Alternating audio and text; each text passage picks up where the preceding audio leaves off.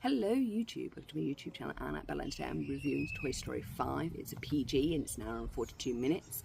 It brings back Woody and Buzz together to solve the problem of technology and devices and the fact that children are no longer playing with them.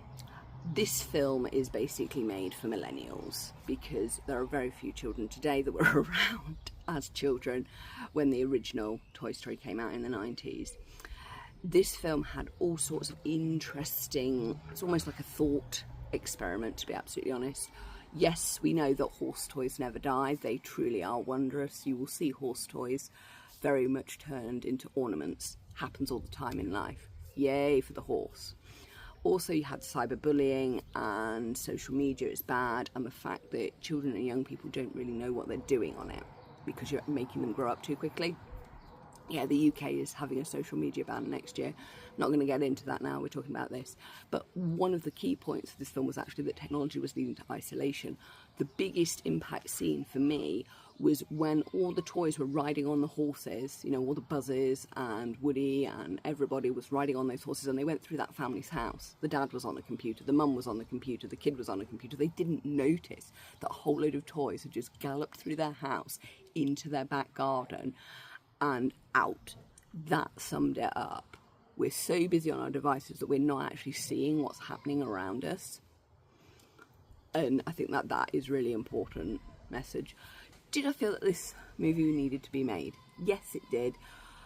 Was it doing anything for the Toy Story? I think that it was really good that it was about girls and we had a follow-up of Jessie's story and a development of that, because I always felt that we never really got closure for Jessie's story, because that's how Jessie felt. She didn't get closure because she never found out what happened to poor dear Emily.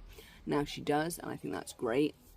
I also like to point out the fact that Bonnie and Blaze are members of the black community, you know, black and minority community, and they're also girls, and that's interesting within itself. Bonnie's trilogy, which I think we are getting with Toy Story 4 and 5, and hopefully Toy Story 6, focuses on the issues that girls and women face when they play with their toys, because Andy's so straightforward. He's not coming back. He's gone to college, he's moved on. I love the fact that we actually got the comparison between Woody and Bo's relationship, because they're not married, and then Buzz and Jessie's relationship, and they are married and they live in like a kid's room, and the fact that Woody and Bo have like ascended to be basically toy support workers and are helping that way. And I find that interesting that she turns up, she's like, oh, bye dear, I'll see you later. Like, she didn't want to hang around with them. Not that she didn't enjoy their company, Bo Peep, it's that she knows that there's more toys out there that can need her help, and she can independently do that without Woody being there, because they're both independent characters that happen to be in a relationship. And I find that so fascinating that she was in the movie, but she was like, see you dear, see you when you're done. It's like this was another day for Bo to help more toys in another capacity. I found that fascinating. Rating. Nostalgia. We've got to take the nostalgia with this as well. I think there's a huge nostalgia thing for the people that have seen Toy Story 1, 2, 3 and 4 and 5. It feels a continuation, so it's not actually being made for children, it's being made for the parents of children and for teenagers who are perhaps using technology too much.